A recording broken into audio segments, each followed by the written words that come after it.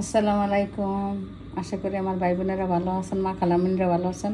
কে কীরকম আছেন কমেন্টে জানাবেন। আমরা তো ভালো আছি আল্লাহর রহমতে, আপনাদের দোয়ায়। আজকের মতো একটা নতুন ভিডিও শুরু করলাম। পেঁয়াজ, কাঁচামরিচ, টমেটো, চিংড়ি মাছ ধুয়ে পরিষ্কার করে নিচ্ছি, কেটে ধুয়ে পরিষ্কার করে নিচ্ছি। আর পুঁই শাক ভাপ দিয়ে নিচ্ছি। চিংড়ি মাছ দিয়ে রান্না করব, শুকনো শুকনো করে রান্না করব। দেখতে থাকেন, আমার সাথে থাকেন। ভিডিও ভালো লাগলে সাবস্ক্রাইব, লাইক, শেয়ার, কমেন্ট করবেন। বেশি বেশি শেয়ার করবেন, বেশি বেশি লাইক দিবেন। দেখতে থাকেন আমার ভাই বোনেরা। দিয়ে দিলাম তেল, পেঁয়াজ, কাঁচামরিচ, টমেটো,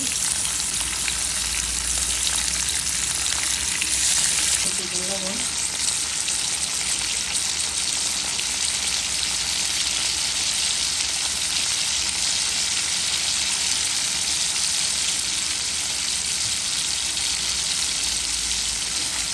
ভালো ভালো হোক।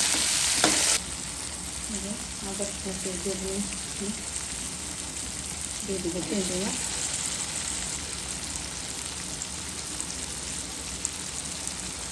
দিয়ে দেব হলুদ, মরিচ, ধনিয়া, জিরা দিয়ে নামিয়ে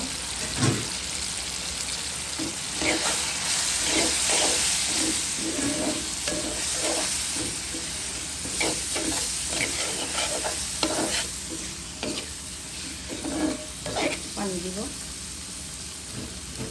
সামান্য পরিমাণ। কষানো হলে শাক দিয়ে দেবো, শাক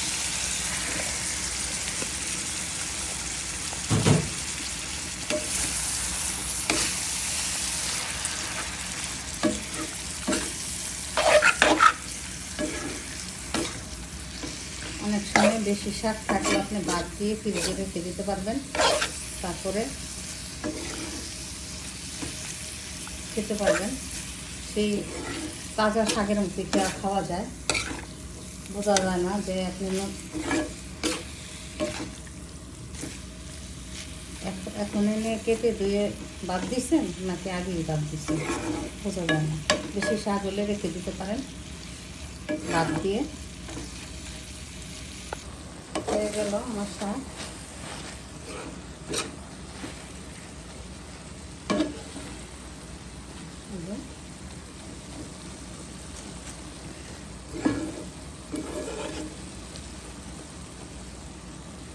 হয়ে গেল।